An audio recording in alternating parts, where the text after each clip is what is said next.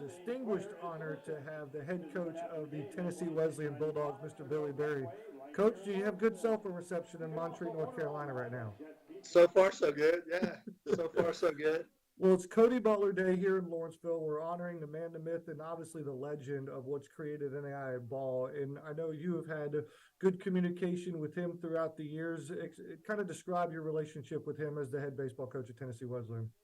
Man, I tell you, when Cody and Robbie started doing what they were doing back, so many years ago, and really kind of, being a guy that's been an NAIA guy pretty much my whole life, you kind of looked at it and you went, okay, it's just something, it's another fad. It's just something that they're, popped up and two guys, and this will fade away. And then you started to talk to them, and you started to kind of get to know them, and you started to really realize the heartbeat that they had for, for our level of baseball, and honestly how relevant and how fast that relevancy came through social media and through some other things. And the one thing that I could always remember about Cody when I talked to him was or listened to him when they on the podcast and stuff, was it just the real passion that he had for this level of baseball. And I think and he knew everything about it. I mean, there were times that I would reach out to him and I would ask him about a guy, because I know he'd seen him, you know what I mean? And so I think that was the thing to me that was really, early on, was kind of skeptical about, just kind of these guys talking about our level and that sort of thing. And then really kind of stepping back and listening and not really having any kind of input.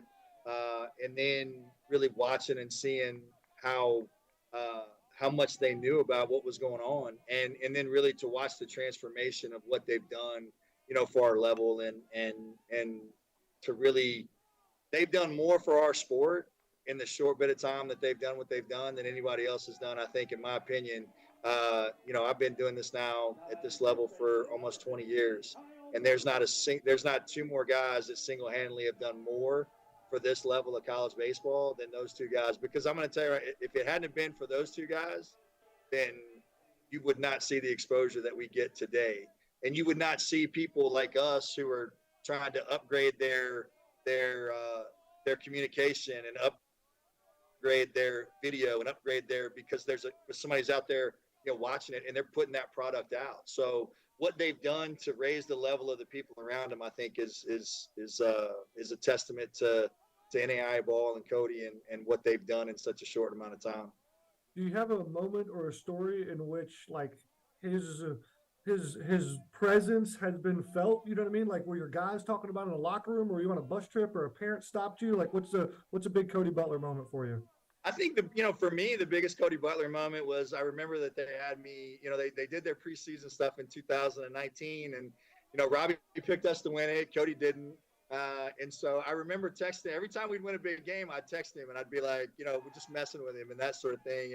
And then they had me on, and they had me on when they were doing the World Series preview. And he asked me a question, and I told him I wouldn't answer it. I would only answer Robbie's questions. And so it was kind of, we just kind of went back and forth. And then the following year, and we got shut down in 20. And then in 21, he picked us, and we laid an egg. And so he didn't let me live that down.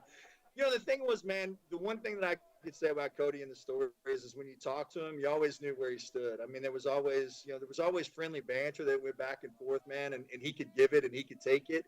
But the one thing that I always valued in the conversations that we had was he always gave you an honest assessment of where your team was. He didn't pull any punches. He didn't, the one thing that I valued about Cody and I's relationship was the fact that he told it like it was. If we weren't very good on a given weekend, and we didn't perform very well, or up to the standard of what he thought we were, I think he had an expectation for teams, and I think he had an expectation when he was talking about teams, and I think that was something that was really cool, was to have somebody who didn't have anything to do with your program give you an honest evaluation. And there were a lot of times it was good. But yeah, the one thing, that it was always just, I enjoyed the banter that went back and forth, because he could give it as well. He could take it as well as he could give it. And that was always pretty cool. And that was just a moment where, I spent all year kind of riding him about the fact that he didn't give us any love. But, eventually, it all worked out. Wonderful, great stuff, Coach. I know you're busy. You got to get ready for for the Cavaliers, but appreciate you joining us here on the Grizzly Digital Network. I hate the circumstances in which you made your debut on the Grizzly Digital Network, but I know you've been giving me a hard time about this for more than 10 years now about when you were going to get your There's debut on no the doubt. Grizzly Digital Network. So congratulations. I still don't understand why I haven't been invited to do play-by-play. I haven't been invited to do anything. Like, I got ejected over there early in the year. You didn't invite me up to I could have done that. I mean, there's a lot of different things I could have done, but I tell you what, it's my honor to honor Cody and his family.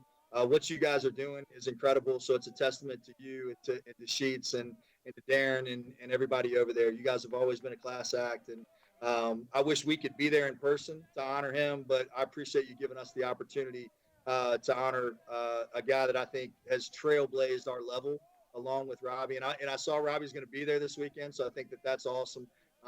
But couldn't be prouder to honor a man that basically I have the utmost respect for, because he's what I've done, my life's work. He honored it in such a huge way. And so I'm always forever grateful and want his family to know that as well. Billy, thank you so much for your time. Good luck this season. All right, Matt. Thanks, buddy.